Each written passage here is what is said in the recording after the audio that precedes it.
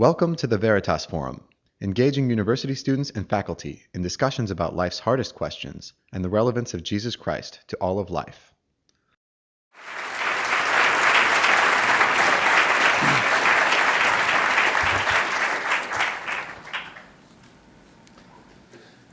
Good evening, ladies and gentlemen. I better try that again because I think I'm alone. Good evening, ladies and gentlemen. That's much better. I'd like to thank you for your very warm welcome to this very distinguished and famous university. And indeed, I'm moved to think that the presenter who has just introduced me is a fellow Oxford graduate. And you'd even take care to supply me a mathematician to encourage me in commencing my lecture tonight. So thank you very, very much indeed. It is enormously encouraging as I travel around the world to see how so many students and young people are interested in these very difficult questions. I find the problem of suffering and evil the most difficult problem that I face. And indeed, I think that is also true for my atheist friends. It is an immensely difficult problem. And I suppose we can focus on the famous statement of David Hume, who, reflecting on this problem, he said this: Epicurus's old questions are yet unanswered. Is God willing to prevent evil but not able? Then is he impotent? Is he able but not willing? Then is he malevolent? Is he both able and willing? Whence then this evil? That's a very famous statement of the problem of evil coming from the ancient world, coming from the philosopher Epicurus, who decided, partly because of this problem, that this universe is all that there exists. There is no transcendence. There are no gods. There is no God. And so today in the academy we find Epicurus's philosophy, which we now call naturalism, dominant in the academy. And many of my colleagues at Oxford will say to me quietly, please don't talk to me about a personal God. How can there be a God when this world is in such a mess? How can there be a God when my world is in such a mess? So, as sensitively as I can, I'm going to not, ladies and gentlemen, insult you by offering you simplistic panaceas, answers to this question. What I'm going to try to do is to share with you what I found helpful as a way into this that can begin to make some sense. Now, of course, there are two distinct problems we're dealing with. First of all, there is the problem of moral evil. That is the evil that people do to one another. And then there is what's often called the problem of pain, where people aren't necessarily involved, the catastrophes that occur, earthquakes, tsunamis, lightning strikes, meteorite strikes, and so on. These two problems form what is often called the problem of evil. But then there are two ways of looking at both of these problems that are very different. An oncologist sees cancer in a very different way from the patient who's just been told she has 6 months to live. The question of suffering and evil will look very different if you're a spectator theoretically trying to analyze the problem, or if you're a person who's participating at this moment in deep and hard to understand suffering. So there are two perspectives. There's an intellectual side to our question, and there's a pastoral side. People's hearts are breaking. I remember when my sister telephoned me and told me that her lovely daughter of 22, just married, had a brain tumor, an earthquake in the brain. What do you say? I didn't have an earthquake in my brain, so I had to face the question theoretically. She had to face it, and the pain that it involved. It's hard.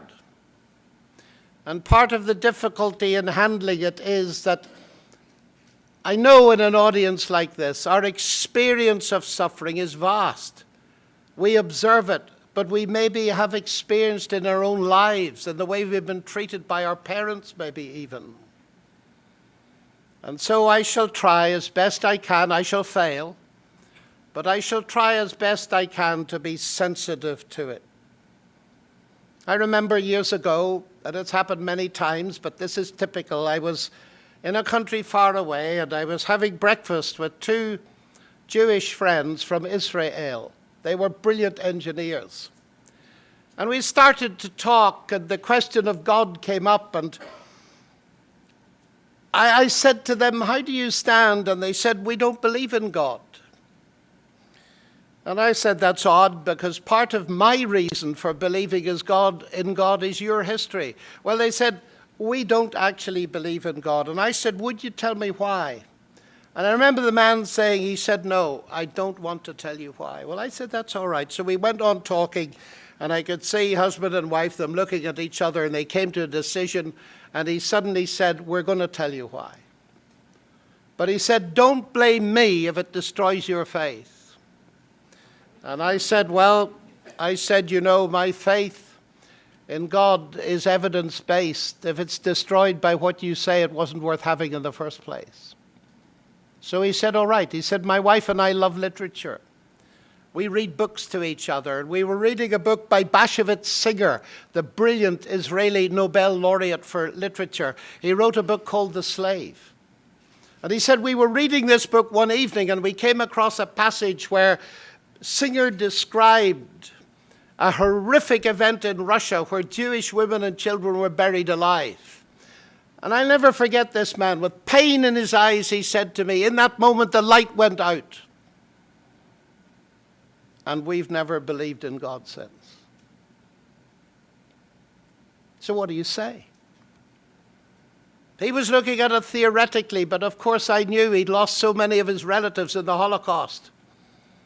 And I've been in Auschwitz many times, ladies and gentlemen, and I've wept every time. That's one example of moral evil that could be multiplied, of course. So I said to them, all right then, there's no God.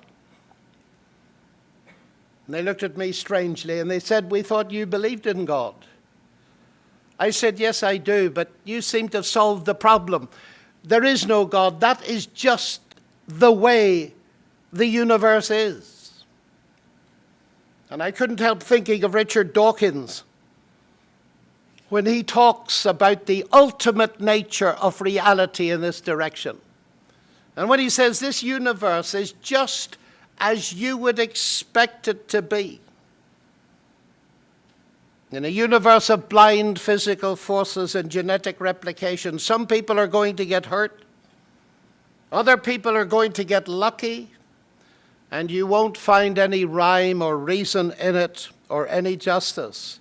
The universe we observe, writes Dawkins, has precisely the properties we should expect if there is at the bottom no design, no purpose, no evil, and no good.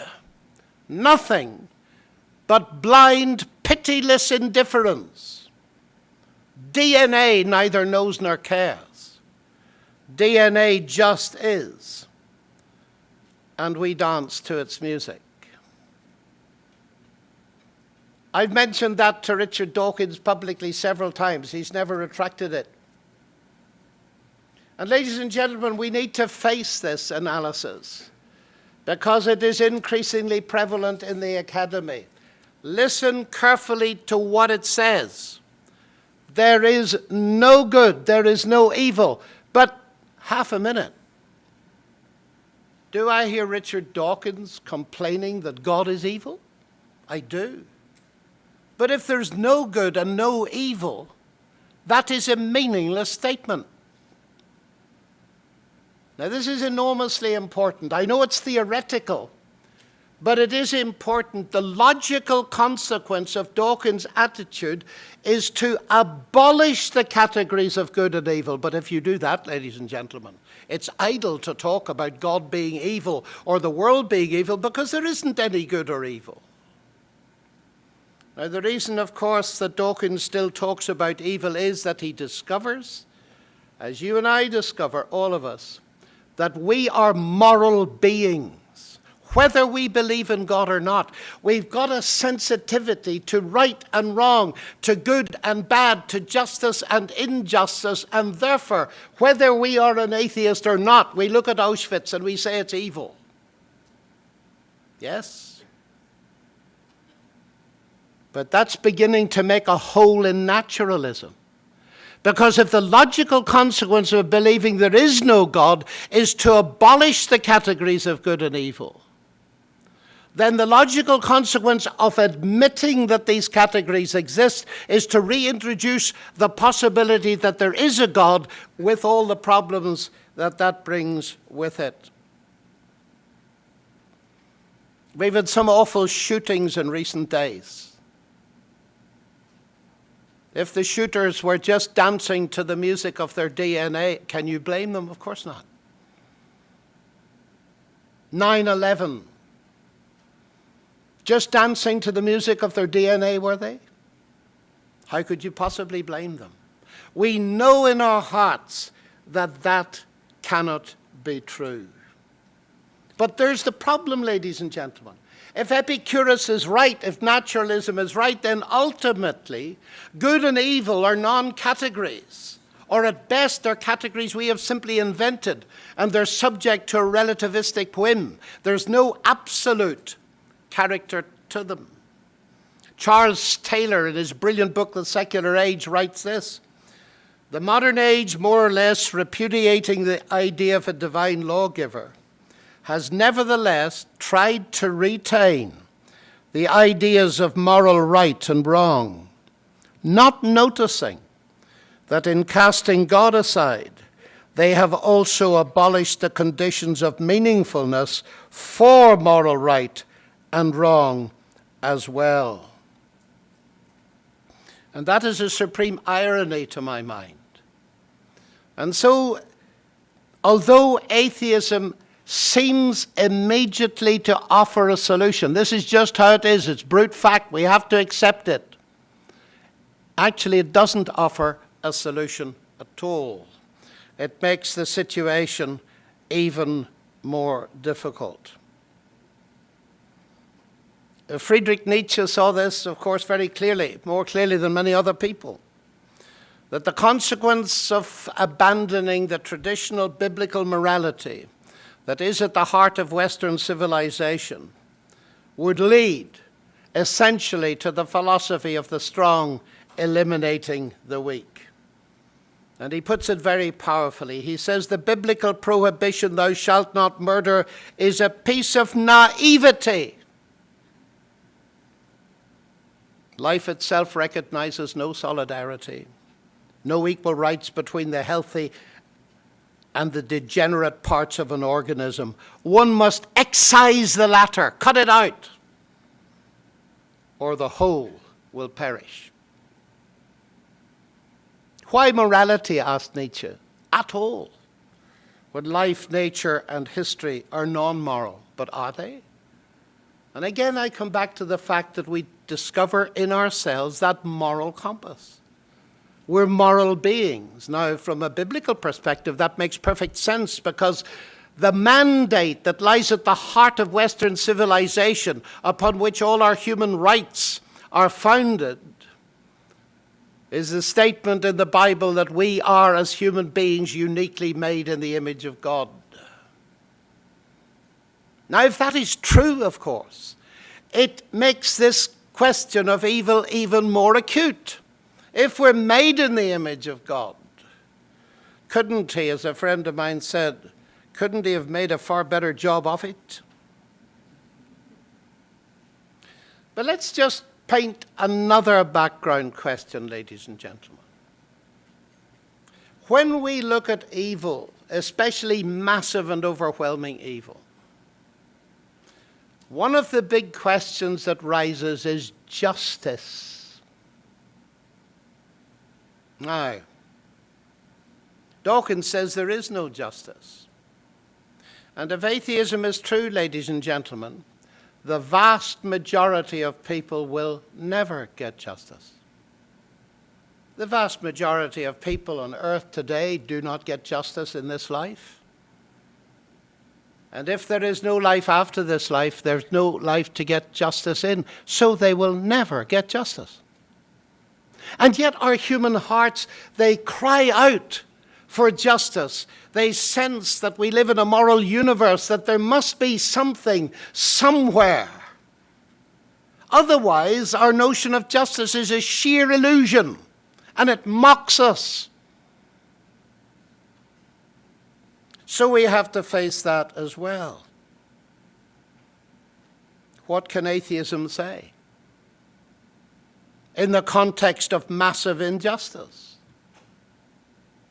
Hitler murders 6 million Jews, and then he takes a gun and he blows his head off, and he's got away with it because he will never have to face any ultimate question of responsibility. Is that true? I think there's something in every human being that says that cannot be true. Now, of course, a feeling in our hearts that something cannot be true doesn't mean it isn't true. But as C.S. Lewis pointed out, it would be very strange if in a world where we find ourselves with an appetite for food, there was no food. In a world where we find an appetite for sex, there was no sex. If in a world where we find we have an appetite for friendship and justice and morality, there was none. He said it would be a very strange world. And Richard Dawkins said to me once, yes, the picture I paint is bleak, but that doesn't mean it's false. I said, Richard, it doesn't mean it's true either. We've got to investigate the evidence, ladies and gentlemen, as we find our way into this very difficult problem. You see, according to the Christian worldview, the Veritas Forum exists to inject into the general discussion a Christian perspective. According to the Christian worldview, there is to be a final judgment. That's a big thing to say in contemporary society, isn't it? It's an even bigger thing to claim that the final judge has already been appointed. His name is Yeshua, Jesus Christ. You say you don't seriously believe that as an Oxford professor. Yes, I do. I don't know what the Oxford professor has got to do with it. And I'm not the only one. Ladies and gentlemen, whatever you make of it, one of the most marvelous things, it seems to me, is the concept that there will be a judgment. Because it means that our conscience that tells us about right and wrong is not ultimately an illusion. People do not like these days to talk about judgment because they haven't really thought about it. Would you like to live in the United States without police and law courts? Very few of you would be old enough to remember what happened when the lights went out in New York in the early 20th century. And people went completely wild in looting. It was one of the most amazing things. Once the eye of the law had gone, There are many books written on this particular topic. It's fascinating. We do want judgment, but not me, please. That's the problem. And we can look at that a little bit later on if you want me to look at it with you. But let me just stake out the claim. The Christian claim, ladies and gentlemen, is this: ultimately, this world is going to be judged totally fairly, and justice will be done. Do you know what that does for me? It gives me something that atheism by definition cannot give me, and that's hope. I remember saying to my Israeli friends, I said, you know, you imagine you've solved the problem. I'll tell you one thing you have not removed. And they said, what have we not removed? You haven't removed the suffering, it's still there. But I said, may I suggest you've made it 10,000 times more difficult? Because you've removed all hope. By banishing God from the equation, you have by definition banished all hope. So that atheism is a hopeless, in a technical sense, a hopeless philosophy, by definition.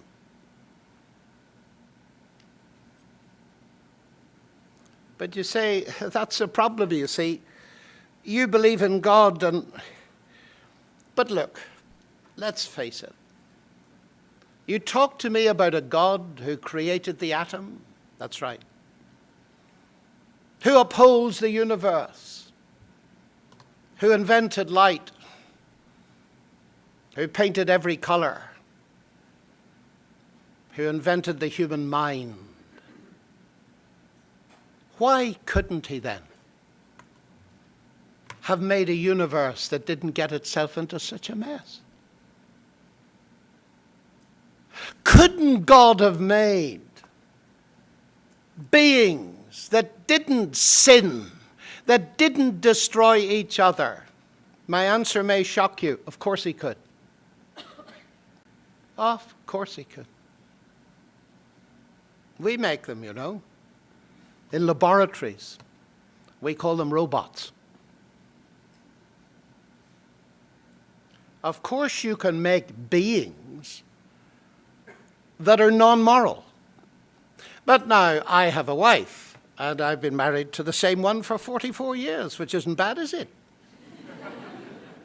Now you imagine if I had a robotic wife, a very sophisticated one equipped with a proper screen and, you know, all the kind of sophisticated iPad technology. So I go back from Rice University and my wife comes to the door, there's this screen all glowing, and I see a word marked kiss, so I go, kiss.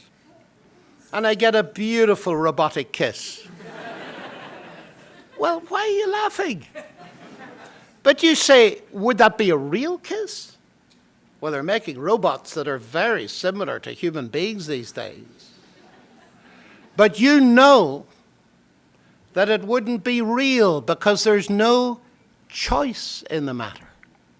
She's programmed to do what she does. Now let me explain it carefully.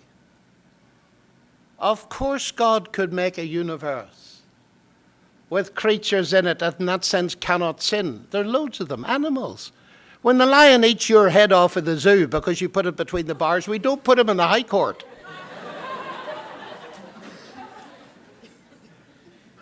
Now, ladies and gentlemen, I think C.S. Lewis helped me a great deal here. I don't think it's the final answer, but it's a way in to see that in order to make beings that have the capacity to love, they must have the capacity to hate. If you're going to have the capacity to say yes, you must have the capacity to say no. And you say, well, why did God do that? Why do you have children? Never forget holding my first child in my arms and realizing that I have brought this little girl into the world. She could grow up to say no to me. Why take the risk? Do you ever think about it? Why do we do it, ladies and gentlemen? Because we realize that granted the risk, the benefits outweigh the risk. To live in a world where love is possible, we all crave for a world in which love is actualized.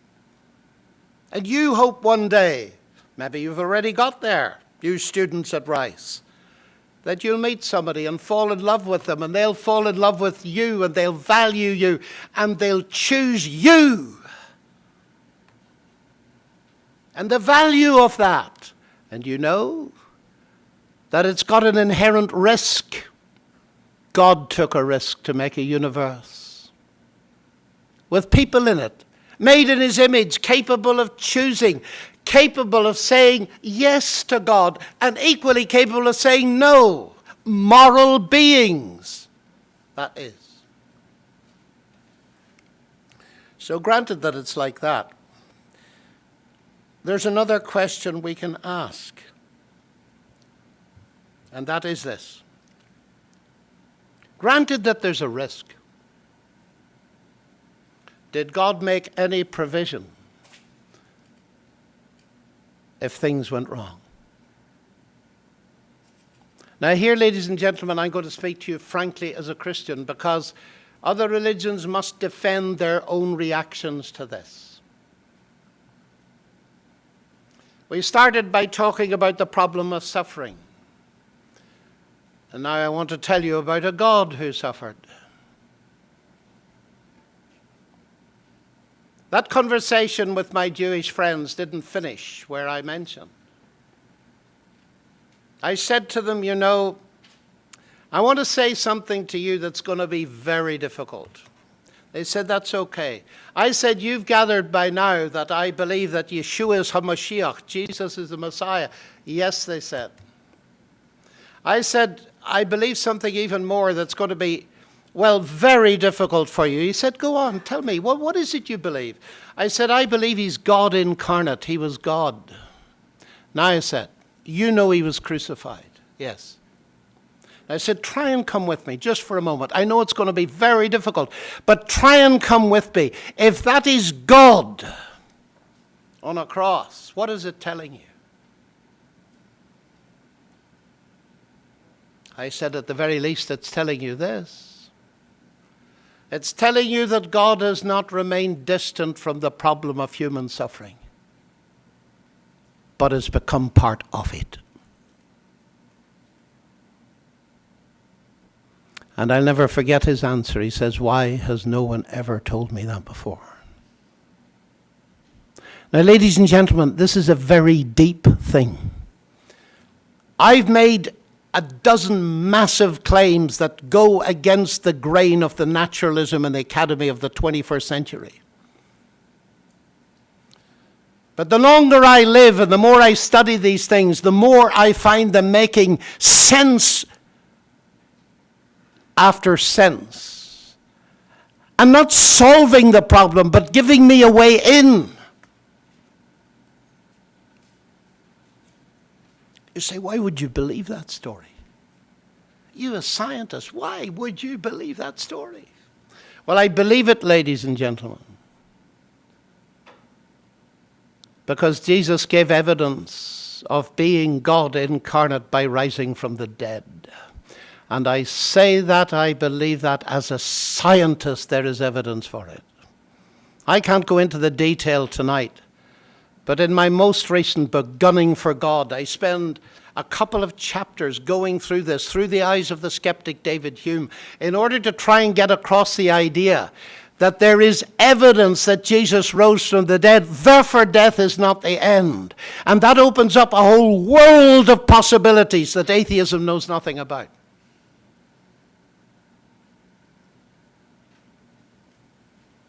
And you say, but I'm hurting. It doesn't take the hurt away. Well, what should I say to that? When I see the suffering of some people, I just say, well, I have no experience like that. How can I comment? How can I say anything? But what I've noticed, ladies and gentlemen, is this. that this message does something at a very deep level.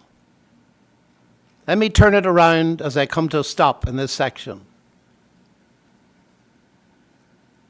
We can argue from now to kingdom come what a good God should, might, possibly, surely, he might have, he could have, he would have, if he had, and so on. We can argue it. It's been argued for thousands of years, and we remain dissatisfied with the answers.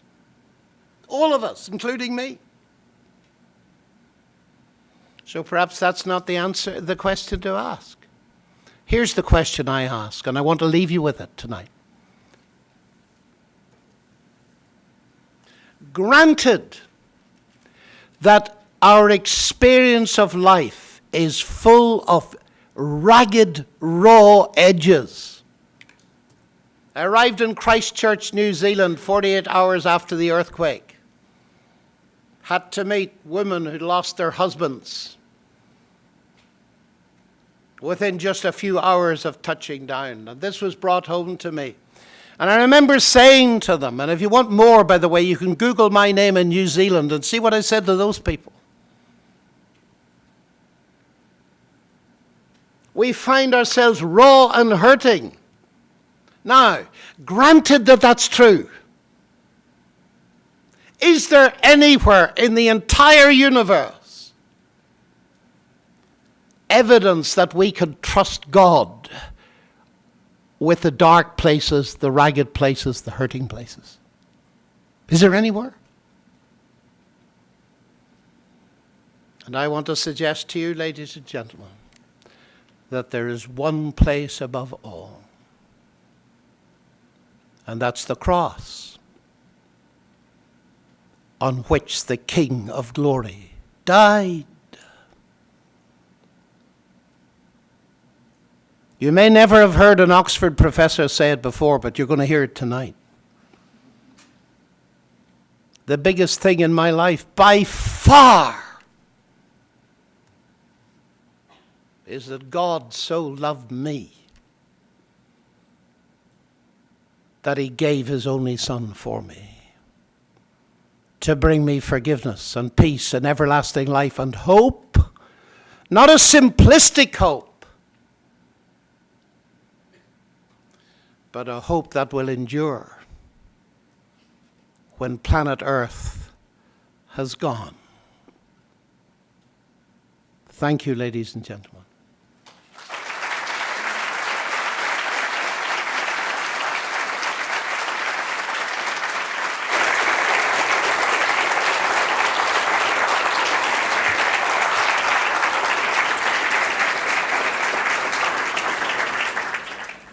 So first of all, we're going to have a small conversation here, but while we speak, you should have one ear listening to us, or maybe both, and also, though, spend a little bit of time thinking of some other good questions to keep the conversation going. So we'll speak for 20 or 30 minutes and then open the floor up to all of your questions. So I think that talk certainly should have provoked some.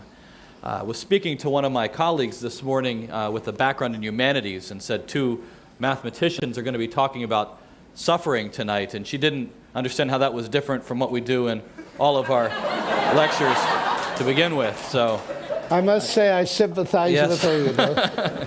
Indeed. So I have a few questions that some of our students have posed, and I thought maybe we'd begin with those as a departure. Rice students, perhaps like Oxford students, don't have a burden of humility in some instances, and so they don't trouble themselves in thinking that they might be God. And so in playing God, one says, if I were God, I would have created a universe in which suffering didn't happen. And I think this next part is key. Can you convince me that an infinitely higher order than me did think that a world with suffering was better? And this is by far my biggest unresolved conflict with accepting his presence. Not to raise the stakes for you. Yeah. Well, I, of course, as I think you've realized from what I said, I sympathize with that student. And the difficulty is we can easily bring words in, an infinitely higher power. What does these words mean? in mathematics, we do know what infinity means, and it does cause people to suffer when we explain it. But it's my final point that this kind of issue, the theoretical, could God not have created and couldn't he this and so on, and working out a definition of God, then deducing all the possibilities from it and saying, but the world's not like this, and therefore there isn't a God. But you see, I come at it the other way for the simple reason that I find that the atheist alternative, though plausible at the start, runs into the sand. And so I begin to re-examine what is claimed in the biblical tradition about God. And I come back to this. Is there enough evidence to trust God with those ragged edges? Now, the proof of the pudding is in the eating. And it seems to me that I have met so many people in life who've done that. And one of the things that it has done for them is very markedly noticeable. It has driven them to help alleviate the suffering of others. In my college at Oxford, Green Templeton College, we're quite famous for our medicine. And many of my colleagues have a passionate concern. Some of them are Christians, some of them are atheists, some of them are of every religion under the sun. But they've a concern for alleviating suffering. But often they say to me after a field trip, why is it when I go to this remote country that the people I discover there who are doing the hard work are Christians? Now they raise the question with me. In other words, they've seen that whatever the answer to the philosophical question, there's something about the God who suffers that can drive people not to be impractical, but to be very practical and to get on with the practical help of our fellow men to alleviate whatever suffering we can, because there's hope that there's some sort of ultimate objective. But I cannot, I face it, and I haven't met anybody that can answer those theoretical questions. We just can't. We've tried that for centuries. So this next question is in a similar vein, but maybe just ratchets it up one more level. And so God should be capable of anything, and from any human mind which he gave us, it is a more loving path to take in creating a world without suffering. In the Bible, God repeatedly kills people, many times children who have not even had a chance to understand him. And the least, he would create a world where everyone could at least hear the gospel of Jesus before dying, but that's not the case. How could this be the case if God is truly all-powerful, all-knowing, and all-good? God, if he exists, is not all-good. He might even be no good at all. Right. Well, this now introduces, as you're right, it does ratchet it up another degree, because it introduces the question of innocent suffering and children and so on and so forth. And the word loving God. Well, I want to argue in principle that you cannot have a universe in which love is possible without choice. And C.S. Lewis puts it very well. He says, you know, if you live in a world where a stick will remain firm when it's used to prop up a building, but it will immediately bend if I use it to hit you in the head, in the end you will reduce all choice, and you end up in a world with no love and robots and all the rest of it. But to the specific question, it is a separate question. I'd really welcome a whole evening on it. Indeed, it's that question of the so-called genocide in the Old Testament and so on that motivated me to write my most recent book, Gunning for God. Because the book you mentioned at the beginning, just to explain to people, because I'll not be able to give a detailed answer, but I'm going to say something, is that God's undertaker is about the science thing. But what I've noticed recently is that the new atheists, particularly Christopher Hitchens, the late Christopher Hitchens, have gone for people like myself, not so much on the science, but on the morality, you see. Now, let me say two or three things. You've opened a major question. I take it enormously seriously. The first thing I notice is that these reports where Joshua entered Canaan, and the reports are that all in a particular village were slaughtered, for example, that type of thing. They occur in a very strange part of the Bible, the book of Deuteronomy, where the very morality is stated that is used to condemn those events. Now that I find immensely striking. If the so-called genocide accounts were in an obscure book of the Bible, very different from a book that's full of morality, I would say, well, but they're not. Because the very morality that Hitchens and Dawkins use to condemn these events, they get from the very book that describes them. Now that, I suppose it's the mathematician in me, that alerts my attention to a number of very interesting things. Our chief rabbi, Jonathan Sachs, for whom I have a lot of time, he's written some very interesting stuff. He points out that that book has some of the fairest rules of war you'll read anywhere. It's one of the earliest books in history that tells people in warfare not to destroy the trees, etc., etc., always sue for peace and all this kind of thing. And it reads amazingly contemporarily in terms of human rights and so on. And then you have this curious thing. Makes it even stranger. So then I begin to investigate further. And forgive me, I mean, this is a big question, and you cut it off when you want to. Then I notice that there's a history to this.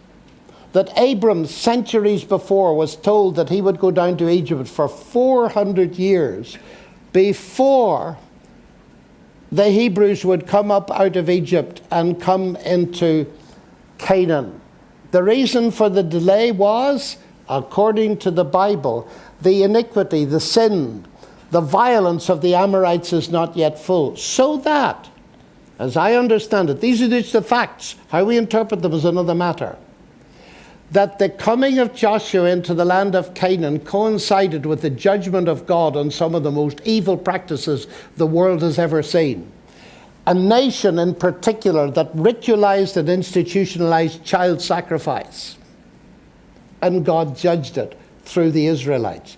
Now, we might have problems with other human beings being used to exact judgment. That's the first thing. The second thing, was everybody slaughtered? Now, I raise that because there are leading academics like Nicholas Wolterstorff here in the United States. There's just been a big conference on this in the US, a very interesting one, that points out that there are technical phrases in the Old Testament, like all Israel came to the coronation of so-and-so. It's a bit like we say, the whole world came to the funeral of Princess Diana. What, weren't there some people in bed with flu? It's hyperbole. Of course, not everybody came.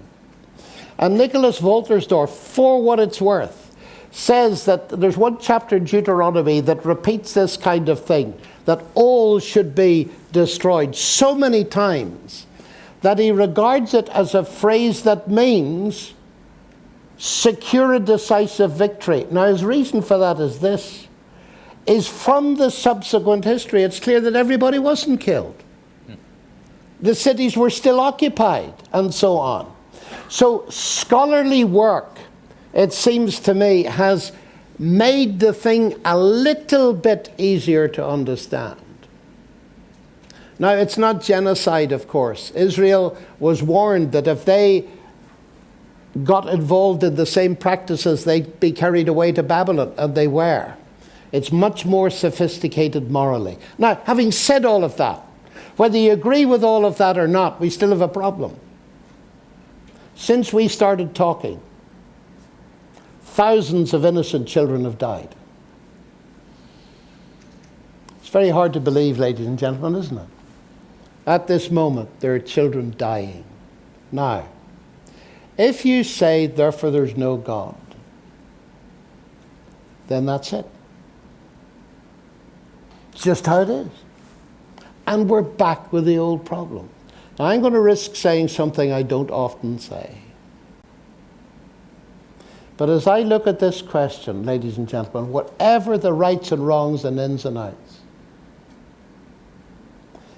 They're innocent children that suffer and perish and die, often because of the horrors of moral evil, because a lot of the famine and the defoliation and the deforestation of the world is in the end down to human greed.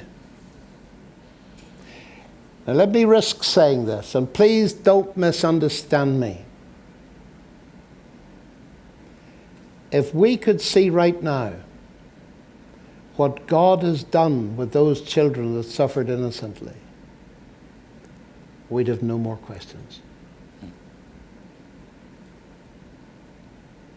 Maybe we can stay in the Old Testament for a moment longer and think maybe we see how God exacts justice. Yes. But perhaps also we might think how we are tempted sometimes to exact justice to suffering when we can attribute a human source to our problems. And so we might draw on that infamous Psalm 109, which says, may God strike out at his enemy and let his days be few, his children be fatherless, his wife a widow, and so forth.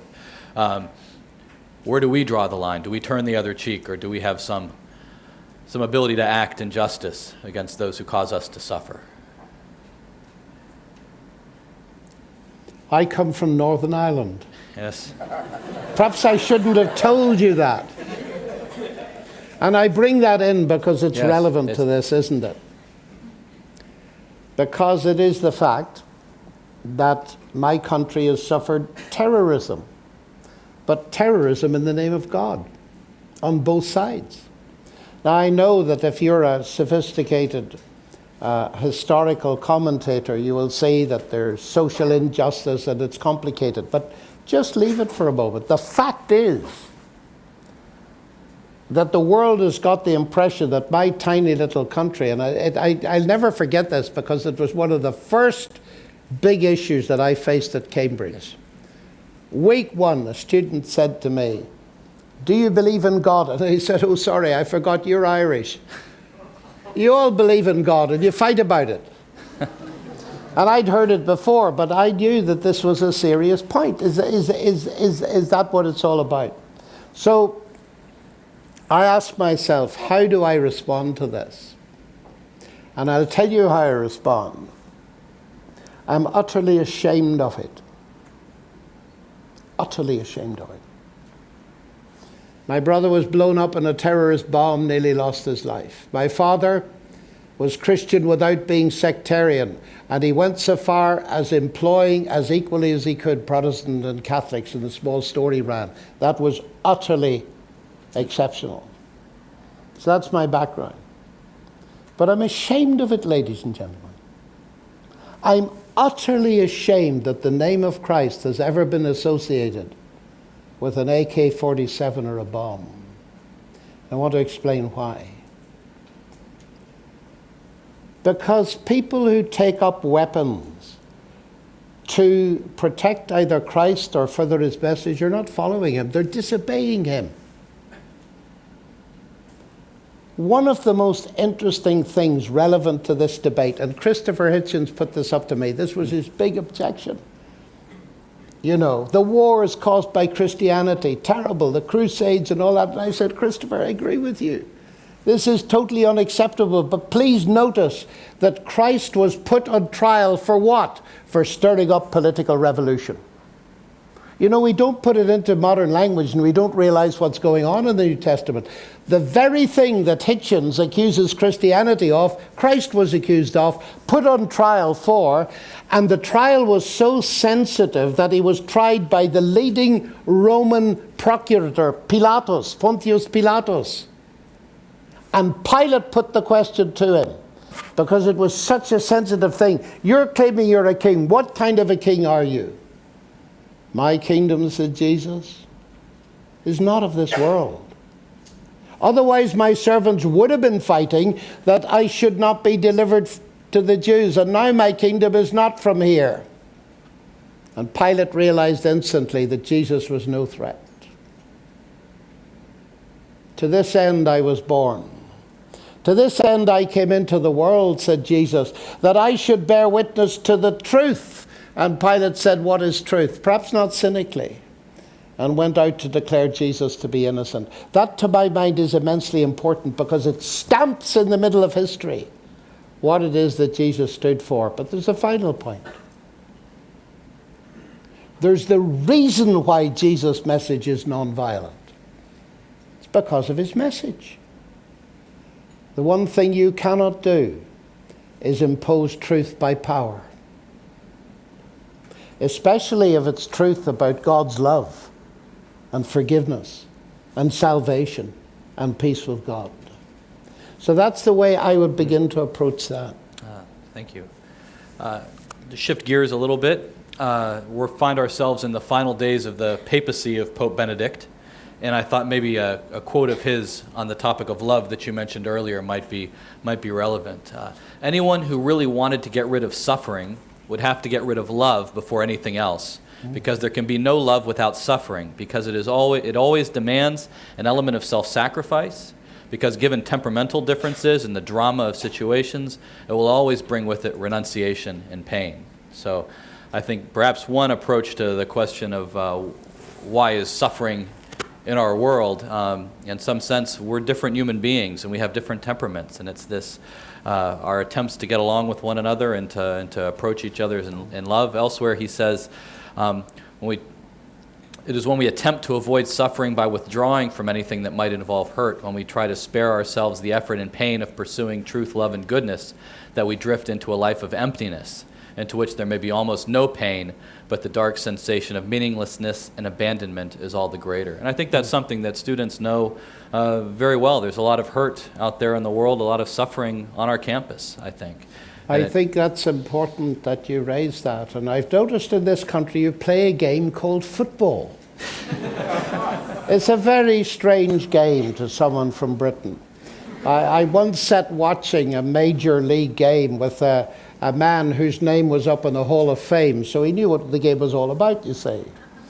And after an hour or so watching this, he said, "Have you figured it out?"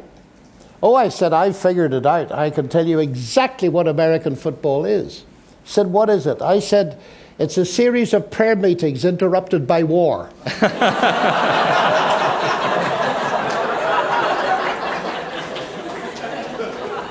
Now you say, what's that got to do with Pope Benedict? The big men that form a football team, do they put up with pain? You sports people. And I hear Rice say, somebody told me you've got a terrific basketball team. Baseball team.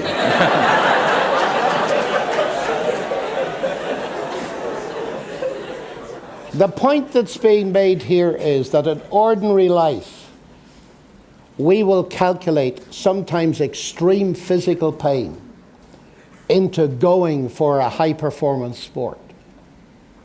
And we know the two things belong together. We don't see anything strange about that.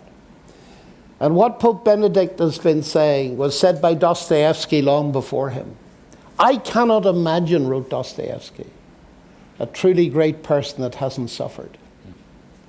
Because suffering does something to you. Now, the trouble with this question is that it always leads to another question. And the other question I appreciate is, I can understand big fellas, you know, and getting tough and the pain they go through. But there's suffering in the world that's utterly disproportionate. And that's my problem. Yes. And that brings me back to the other kinds of arguments. But I think it is very important to recognize. And of course, the scripture, the Bible, has a great deal to say about suffering at all kinds of levels. Paul, the man who brought the message of the gospel to Europe, and because of that I'm sitting here. He got an eye disease and God didn't heal it. He suffered beatings, all kinds of stuff. They didn't earn him salvation, but because he loved God so much, he was prepared to endure the beating, the misrepresentation, the suffering, in order to witness.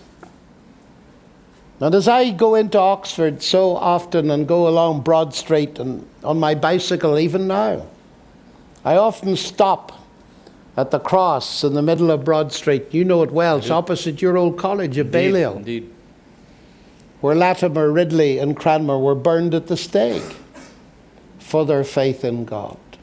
See, ladies and gentlemen, it's all meaningless if death is the end. And that's why the resurrection of Jesus is so central to all of this, because it blows open the whole closed world that naturalism has given to us. But sorry, I'm starting to, I need to get back to the questions. Well, I think we might also look at Job as a great example Indeed, of suffering. yes. And suffering, in some sense, certainly tolerated by God as a test of Job, in a way. I'm reminded also of the Spanish mystic Teresa of Avila, who said, God, if you treat your friends this way, no wonder you have so few of them, right? So what do we learn from Job's lesson as we suffer? Is there a way that we can elevate our suffering and take it to the cross, that we can join in Christ's suffering? Oh, I'm sure there is, because trusting God is a dynamic thing. It's like friendship. And there comes points I find in life where God will actually test us, not to destroy us, but to strengthen us, to make it more real. And the important thing is to realize, and I'm speaking as a Christian now, of course, but Paul talks about this, and Peter talks about this, and so on. They talk about that suffering refines faith. It builds it up. It doesn't destroy it. It does the exact opposite. It makes you a stronger character. And we know, we instinctively go to people, whether they're Christians or not, who've suffered and learned to overcome it. There's something about that. We live in a broken world. And if everything just goes easy and life is swimming, then we never learn any resistance. I mean, if you don't exercise your muscles, they will atrophy and they'll be useless. So it seems to me there are all kinds of levels, lower levels, where we can learn through suffering, learn to be patient, learn to face it, and learn that we're mortal. That this world is not the only world it is, that there is. But at the same time, there'll always be those ragged edges where the suffering appears so disproportionate that our mind simply blows a fuse and we can't cope with it. And in the end, part of that learning is, can I trust God with it? Well, if I can't trust God with it, can I trust atheism with it? Well, atheism has no hope, no solution, no nothing. Yeah. Well, I think now is a good time for us to transition to some audience questions. And okay. Let me remind you of the format here. You're going to head back to the podium. Yes. Very good. Well, now, ladies and gentlemen, those who know me will be used to the fact that I'm always interested in the spectrum of questions, because I know that in this audience, everybody's interested in everybody else's question.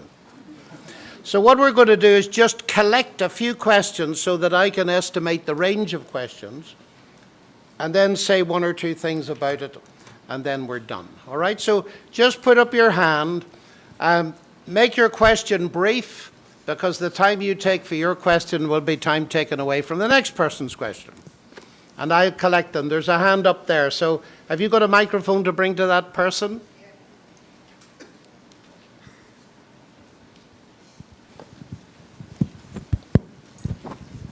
And please keep the questions on the topic of tonight. Hey, Dr. Lennox. Hey.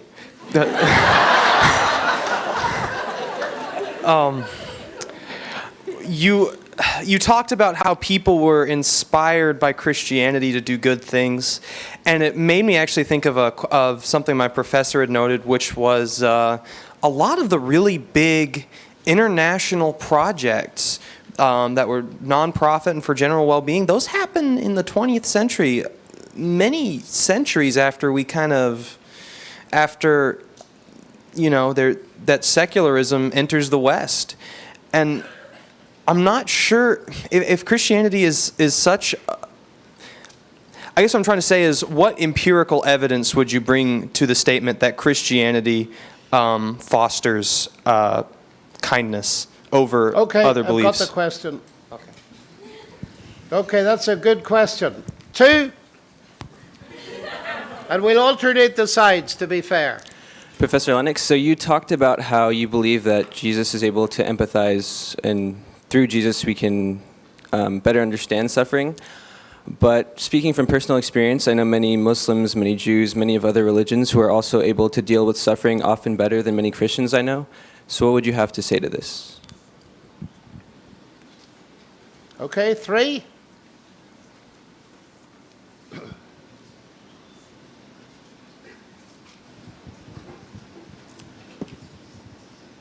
All right, so if God the Father knew that Jesus was going to come back to heaven after dying and suffering on the cross, why is Jesus' death so significant for God?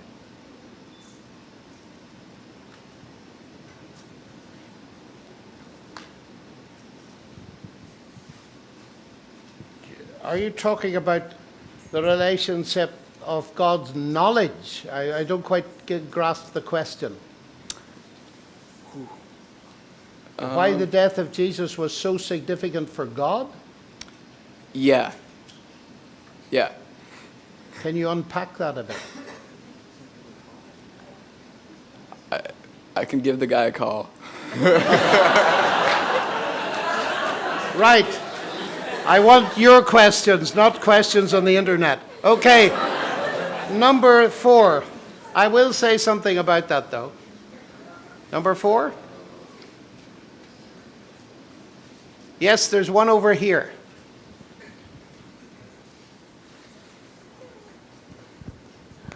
Just taking into account free will, I guess how do you reconcile the concept of hell, as in like most human parents, when if a child didn't choose them, send them to a place like hell? So how do you say that God handles that? Sorry, you'll have to speak a little bit more slowly. I didn't get the question at all. The gist is, how would you reconcile the concept of hell with God being a loving God? Oh. Okay, 5. There's one down here. And you can see, ladies and gentlemen, all I have to do is keep collecting them, and then the time's up and I go.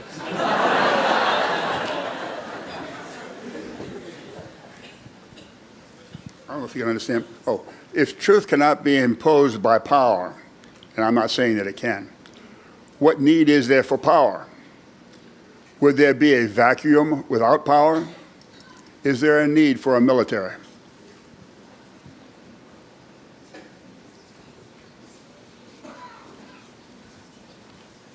Okay, 6. Is there something up there in the left again? And then one more, and that's it. So, yes? German theologian and martyr Dietrich Bonhoeffer writes, "Not to speak is to speak, not to act is to act." So from that and from these claims, what should be our motivations as Christians to go after this suffering, and what kind of service should we strive for? Okay, 7. Dr. Lennox, as a part of your argument, you cited a human desire for morality as a part of your evidence, and we also see a sinful inclination, both in humanity. So you have a moral desire and sinful inclination. How do you reconcile this difference from a theoretical point of view, and is there a conflict in it?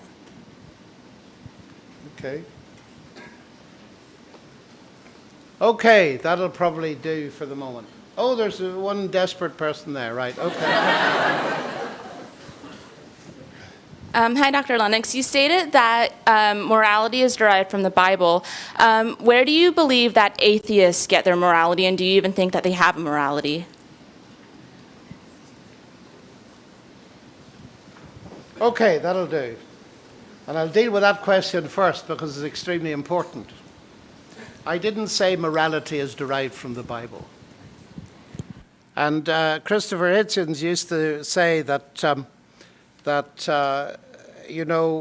was theft wrong only when God thundered from Sinai? What I said was that every human being, whether they believe in God or not, is a moral being made in the image of God. And so therefore atheists, like Christians and anybody else, and people of any faith or none, all have moral concepts. And this is enormously important because the research that's been done, and Lewis, in a book that everybody ought to read, that was written in 1940 called The Abolition of Man, in the appendix to it, he points out that all around the world, if you look at different tribes and nations and philosophies, pagan religion, all sorts, you'll find a common core of morality. Respect for the elderly, truth, don't murder, and so on. You'll find variations, how many wives you can have, etc. But there's a core of morality around the place. Now that's exactly what I'd expect to find, and this is the point that Lewis makes. If there is a God who has given each of us a moral compass. Now the Bible refines that and sharpens it, but it doesn't first appear there. And it's very important that nobody goes away with the impression that I'm saying that atheists cannot behave. Indeed, you will discover, even reading the Bible, that sometimes pagans put to shame people who claim to know God. That's because we've got this moral compass. So that's enormously important. We've got that moral ability to judge. And indeed, Jesus, when he made his appeal to the world, he asked people to use their moral judgment on what he did. Was it good or was it not? In other words, his whole attitude to them presupposed that they had got moral concepts that they could use. And I'll add another thing to that, because this is a big topic actually. Dostoevsky famously said, "Jeśli Boga nie, to i wsio pozwolен," which means if God does not exist, everything is permissible. He did not mean that atheists were incapable of behaving morally. What he did mean, though, was this: that there's no rationale, there's no rational justification for morality if God does not exist. Now that's such a big statement. I have hinted at it through this evening, and I've written about it in Gunning for God. But it's a very important thing, because what I was arguing with Dawkins is precisely this, that if you follow naturalism to its logical consequences, you end up without the concepts of morality. And one of the big questions in our civilization, and it's so obvious, is that if you dismiss a transcendent God, you've got to find an alternative source for morality. So where are you going to find it? You're going to find it down here, in here, so to speak. So you're going to either find it in raw biology and genetics or in the social dimension. And I might just make a very provocative statement right now and say that has led to massive moral confusion. Because depending on what animal species you choose, you can base any morality on it you like. And that's the problem. Darwin was a kindly old man with a beard, and he saw ants cooperating, and he said there's a basis for altruism. Spencer saw nature red in tooth and claw and talked about the survival of the fittest. And people have applied both of those systems in morality, as you know. So, ladies and gentlemen, here's a challenge coming out of this question. What is the base for your ethical standards? Where does morality come from? This is a major question that I would address, of course, by referring back to my Christian faith that gives the rational justification. It doesn't give the pure source of morality, because morality is built into us at that basic level by God himself. Now, that relates to the previous question, that I'd said that there's a human desire for morality. I didn't actually talk about a human desire for morality. When I used the word desire, I talked of a desire for justice on a moral basis. But you asked me to reconcile that concern for morality with the awareness that we go wrong and we face our own sinfulness. Now that raises, of course, a question that every religion has got to face. Because if there is a God who is holy and just and true, then one sure thing is, I've certainly not even kept my own standards, let alone his. So what's going to happen to me when the judgment comes? That is a very real question that proceeds out of that. You don't have to reconcile the difference. We've got this moral compass, but it judges me. That's the problem. It judges me. And therefore, we've got to raise the question, seriously raise it. Where does that leave me in relationship with God? I'll come back to that in a little moment. Now, the first question was I talked about people inspired by Christianity to do good things. And what empirical evidence would I offer that Christianity furthers kindness? Well, I'm grateful for hospitals, for nursing, for hospices. They're all Christian institutions. I'm grateful for universities, Christian institutions. And indeed, one of the world's leading atheists is Jürgen Habermas. He's well worth reading. He's written a book called Transitions, in which he says something like this. Now, he's an atheist. And he says, if you look at our great institutions, our human rights, our legislations, our universities, and all the rest of it, the foundations of the morality and all that's good in Western society, they all trace back to the Judeo-Christian tradition. What is more, he says, we have no other source. Everything else, and I was astonished when I read this last bit, everything else is postmodern chatter. Now that's an atheist, and increasingly, ladies and gentlemen, as a reaction to the new atheists saying Christianity and religion do no good, there's an increasing number of very much brighter intellectual voices on the atheist side reminding us that the freedoms we've got owe greatly to Christianity. And there's the irony of it, that some of the people use those freedoms and they want to cut out any debate on the God question in the academy. And they're using the very freedoms that were guaranteed to them. Virtually every university in this country and in my country was a Christian institution, founded by people that saw no contradiction between thought, rationality, and belief in God. And I would say that the evidence is absolutely overwhelming. We forget that care for abandoned children and hospices and all of this thing was introduced through Christianity. I'll never forget going to Rwanda just before the genocide. And I was at a camp, and the cook I discovered was a brilliant physician. And I said to him, what are you doing here? Well, he said, I like cooking. I said, yes, come on. What are you doing in this country? He said, I went to Seattle, Washington University. He said, I was a top student in medicine.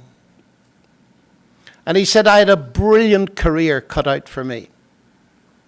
And then he said, I was coming up to my final examinations, and I thought, you know, medicine is about alleviating pain, and I don't know much about pain, so I better go to the bookshop. And he walked to the bookshop, and there in the center of the window was The Problem of Pain by C.S. Lewis. He thought it was a medical textbook. He bought it, and he said, you know, John, I sat night after night with that book. I had my career mapped, wonderful opportunities, and I couldn't let it go. And he said, I've been now all of my life operating in Central Africa, trying to relieve the pain of my fellow men and women. I've seen that not only once, but many times. So that's the sort of evidence. But I hope you, who asked the question, have at least some evidence that Christianity can motivate people. Now, please, ladies and gentlemen, I'm not suggesting there aren't atheist doctors who do these things. But what I am suggesting is that historically, the legacy that you and I have that's enabling you to sit in this university and me to speak here, that legacy is intricately bound up with the Bible. It would be a shame to throw it away, wouldn't it? Okay, well, let's go down to the next one. If truth cannot be imposed by power, what need is there for power? That's a very interesting question, sir. And Pilate was a military man. And I suspect when he said, what is truth, he was sort of thinking, truth is the kind of thing that philosophers bother about, but not military men like me. Now, of course, the Lord Jesus, talking in that way, I qualified what I said very carefully, especially when it's the truth about forgiveness and grace and salvation. But there is another side that you rightly remind us of.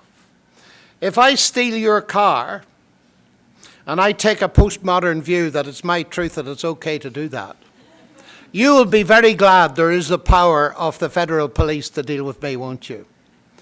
And Christ was not against that. His apostles taught in Scripture that the powers that be are ordained by God. We need power and authority. And you helped me really to refine the point. And it is a very important one.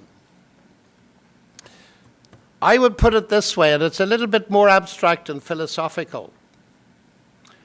If in the end you give up believing in absolute truth, you will end up having to believe what power dictates.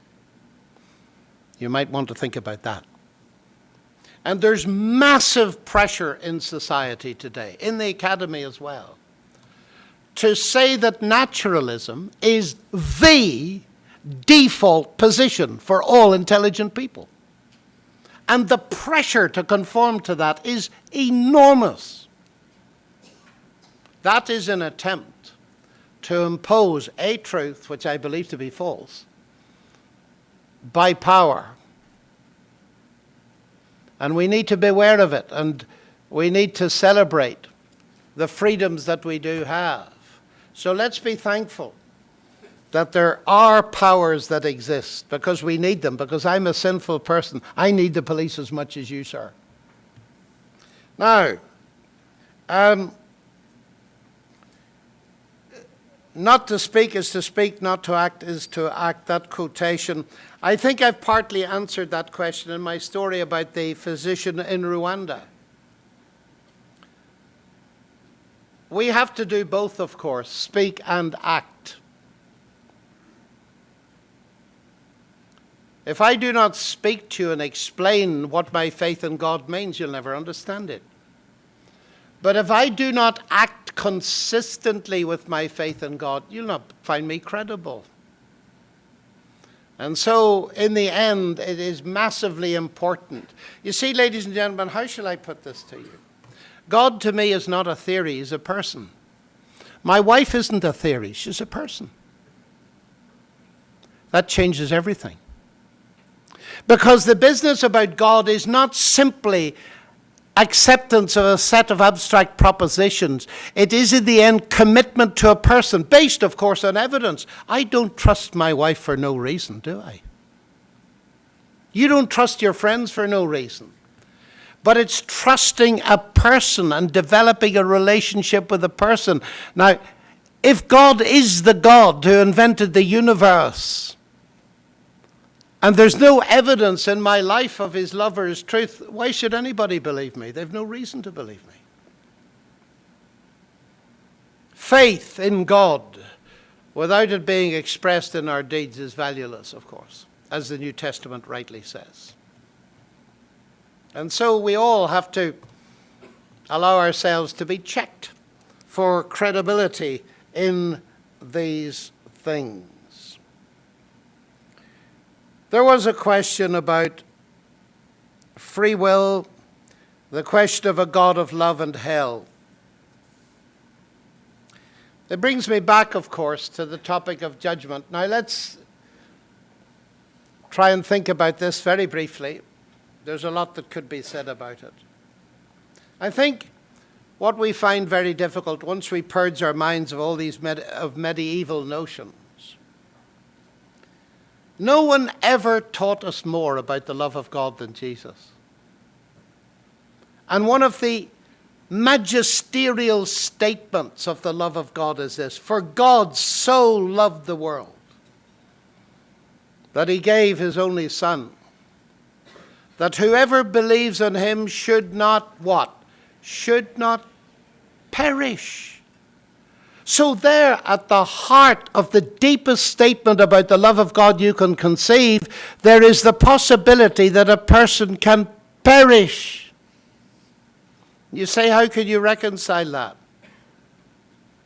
Ladies and gentlemen, it seems to me again, C.S. Lewis is very helpful.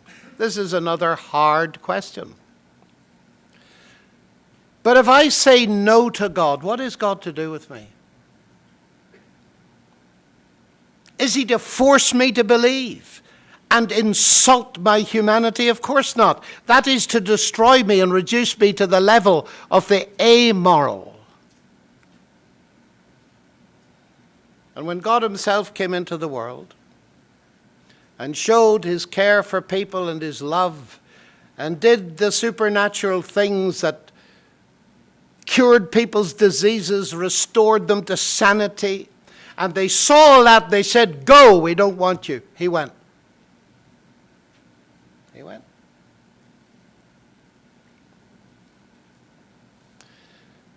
You and I are so dependent on God. Where did you get your cornflakes from this morning? Oh, you said I got it for some dollars. Where did you get the dollars? Well, I did some work. Who gave you the work? And ultimately, as you trace it back, the generosity of God to us.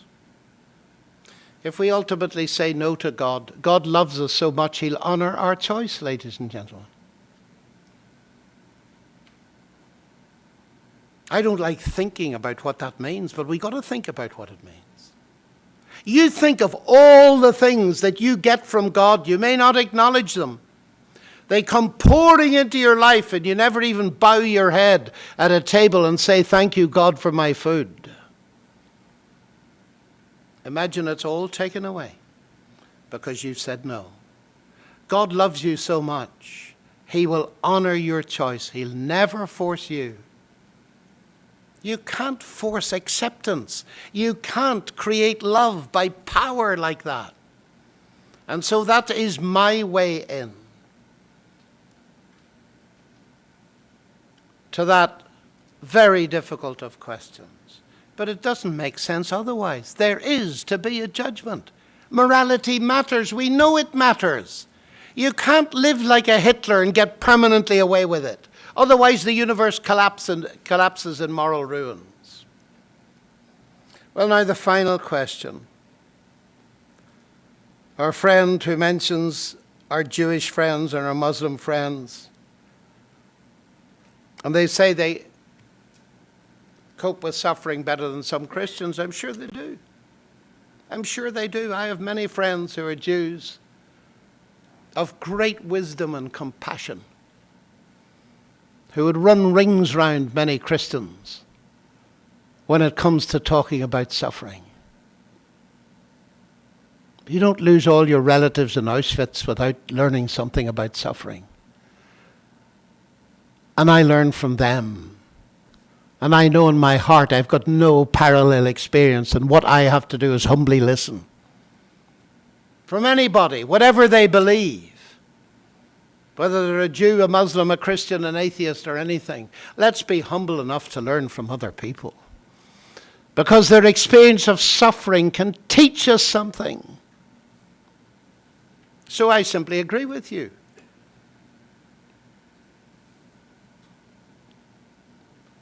But that brings me back to the question I left unanswered.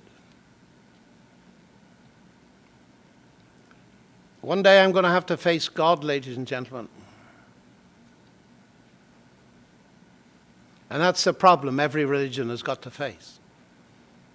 If God is good and loving and holy, how can he accept me? Now, I've said that religions and non-religions all have common moralities. That I accept, and we must recognize that. But now, going to the other side of it, there are differences. The religions don't agree with each other. And hence comes the major problem faced by a student in the 21st century. How do you choose? Well, I know other way of choosing, but by basing it on evidence.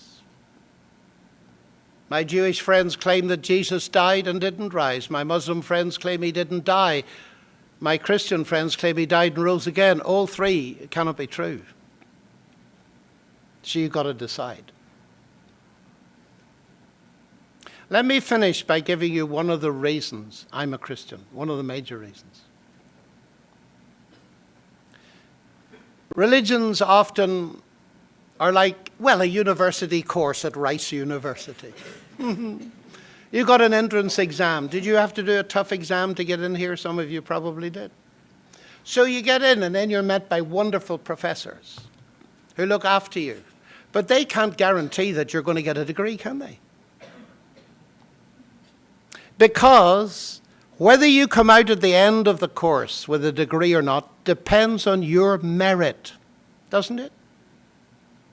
So however kind the professors are, and I know they're all very kind, and they want to see you get through, and they're cheering you on, they cannot guarantee that you're going to get through.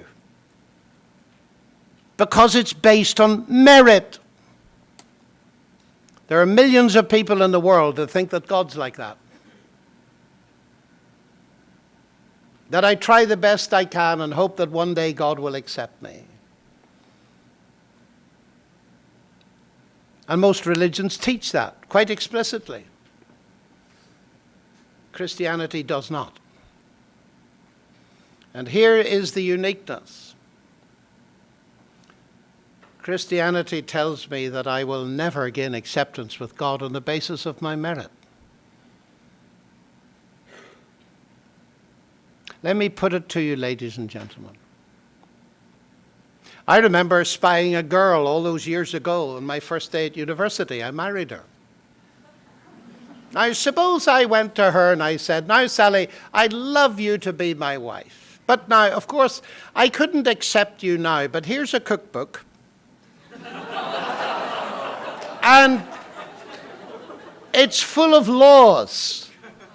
If you want to cook an apple cake, thou shalt take so much flour, and thou shalt, and so on. So I said, it's going to be like this. I'm going to give you this cookbook. It's very expensive. It's the best we could get. Now, if you keep those rules for, let's say, 30 or 40 years, then I'll think about accepting you. How would you feel about that as a proposition?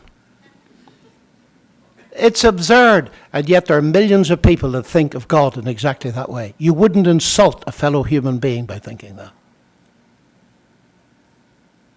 Isn't it interesting? We would never base our relationship with another human being on saying, if you this, this, and this, then I'll think about accepting you.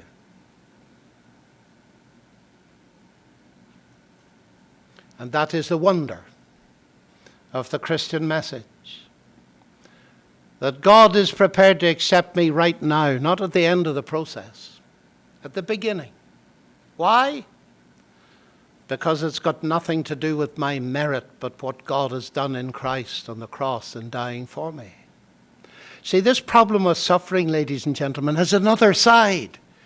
The sheer genius of the heart of Christianity, which is the cross and resurrection of Jesus, is not simply it gives us insight into the problem of suffering. It shows us how salvation works. And it shows us how we can be accepted with God. You see, I come here to give you this talk. I'm not giving it to you in the hope that God will think, well done, Lennox. I'll give you another brownie point for that. And I'm nearer to accepting you. Ladies and gentlemen, I come because God accepted me years ago. And I come to express my gratitude to him for accepting me, not to gain acceptance. And it's true with my wife. Because I accept her independent of her cooking, that's what sets her free to cook.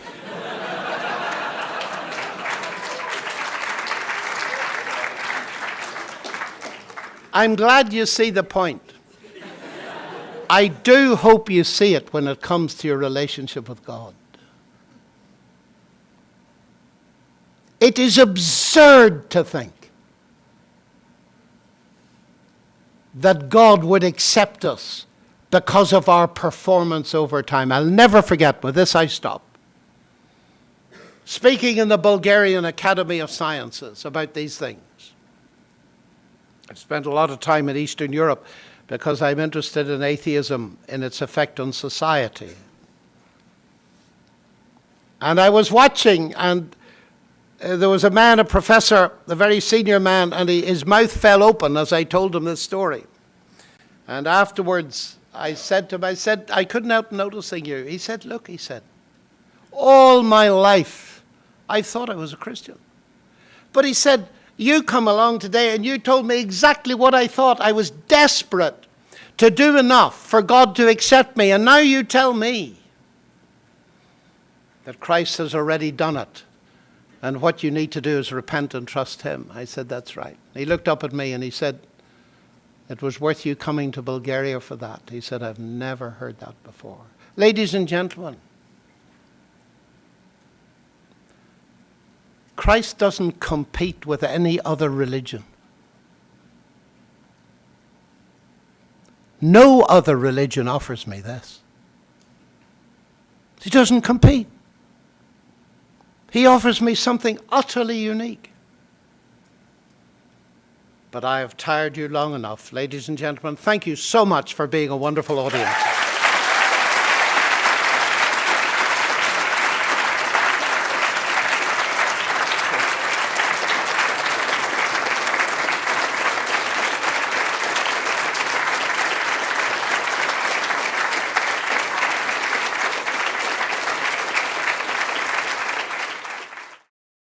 For more information about the Veritas Forum, including additional recordings and a calendar of upcoming events, please visit our website at veritas.org.